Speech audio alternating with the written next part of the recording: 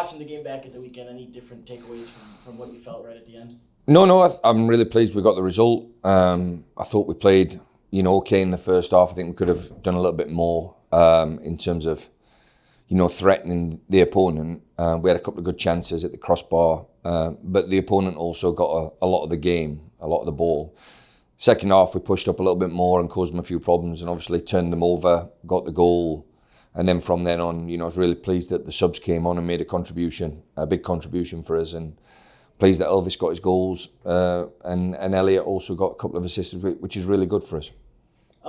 We see kind of the killer instinct sort of kick in when that first goal goes and it kind of becomes a whirlwind and you have 4 by the end.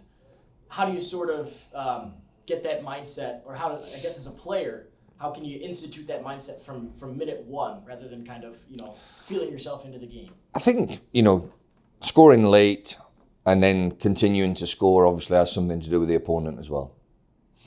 When we scored, I think it was about 70 minutes, and then we got another couple of quick goals, then one right at the very end. I think the opponent is deflated because they know that there's probably not much time for them to get back into the game at 3-0 down. So that's probably where that killer instinct comes from. It's from the opponent.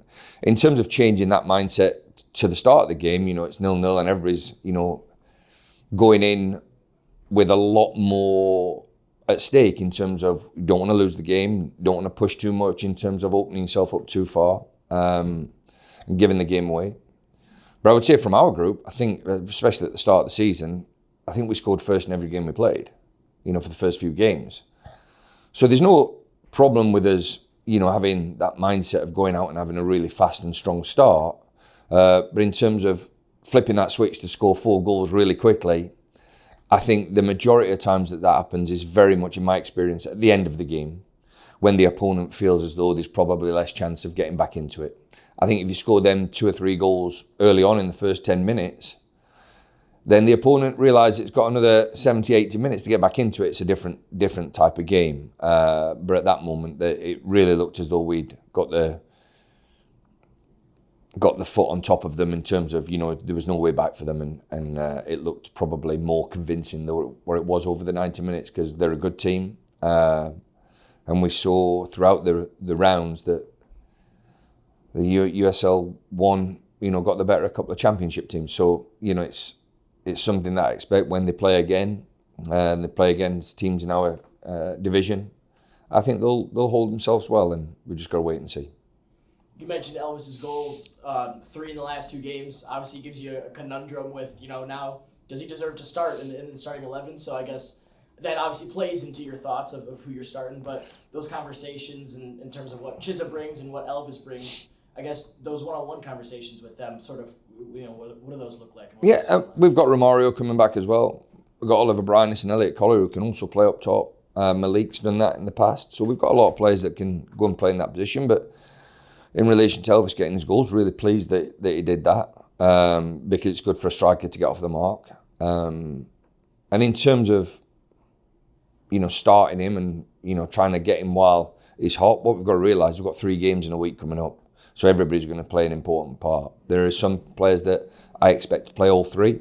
And there are other players that I expect to play, in terms of a rotation of, being subbed off and subbed on and then limiting minutes in each game so that we get a full freshness of everybody. But unfortunately, some players do have to play all 3 games, and that's going to be the decision of the health status of everybody after the first one, and then looking at what's the best fit for everybody in terms of personnel to try and get a result against Philadelphia. And then once we've got them 2 out of the way, it's just back to that one game and we just count the bodies who are fit and able. You mentioned Romario coming back. How close would you say he is at the moment? Yeah, good. I think, Romario will go on the bench at the weekend and, we'll try and get him some minutes. And then an update on Oliver? Oliver is progressing well. It's his first few days back into training, so he might play a part sort of later on in that 3-game rotation. It might be too early for him this weekend, and then we'll judge what happens at the weekend to see whether he comes with us midweek.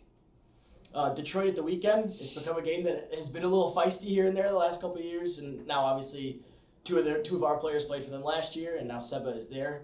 How does that sort of play into the I guess budding rivalry we'll see at the weekend?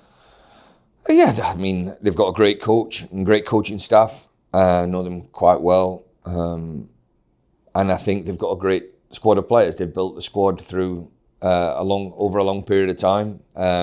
They've recruited really well. Obviously, they got Seba, so that was good for Seba to get back in.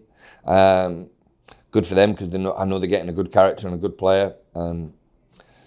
And speaking with the lads who were there before, they said it's a really good club. You know, they do everything right. They, you know, train facilities and all that sort of stuff. They do the best they can. And I know it's a tough environment when we play up there. We've just got to make sure that when we play at home, we have a tough environment for them coming down here. And we've got to get off to a good start. And I think, are they second in the league at the minute? We're playing against one of the top teams in the league. So we're going to have a tough game. Their strikers had a really good start to the season. Is that kind of the thing that pops out? Or like when you look at them, what exactly are the first couple of things that pop out to you? Which one? Darren Smith. What about the other ones? Well, I guess he just scored the most goals yeah. so far. I think they've all done really well and they've rotated around. You know, Smith's done really well. I think Morris is a really good player. I think Coach Kim comes into the situation. He's a really good player. So they've got quite a lot of good players and we'll have to manage them. Whoever plays, we'll treat them with respect, but we've also got to make sure that we are not feared by somebody that's in a really good run of form. You know, that form can change, but, you know, we've got to go out there and impose ourselves on them. I know that's the first one, but obviously then, like you said, Phillies on Wednesday. When you think back to kind of what it took to beat an MLS side in Atlanta last year, are there similarities in what you'll try to, you know, instill into the team against Philadelphia? Yes, but also without disrespect to Atlanta at that moment in time, you know, in terms of they'd been through a coaching change. They'd been through a situation where they rotated the squad quite a bit. I look at this Philly group and I don't see any weakness in it. And that's where you look from 2020, I think. Supporters Shield champions, you know, they went to the semi-final, MLS is back. They've been to the conference final. They've been to, obviously, the MLS Cup final and got beat. They've done well in the Champions Cup, the league, CONCACAF. So it's going to be a really tough game. And what we have with them is a club that has been incredibly good at producing its own talent.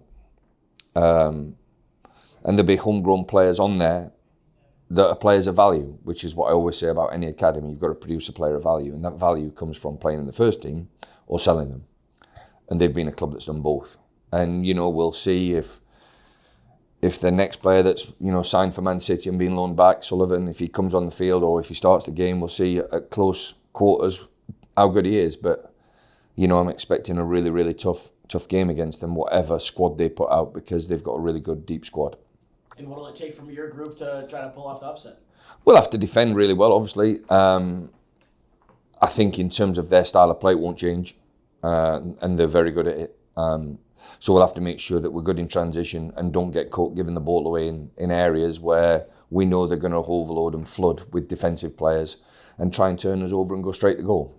If we can limit the amount of times we give the ball away in critical areas, I think we'll be all right.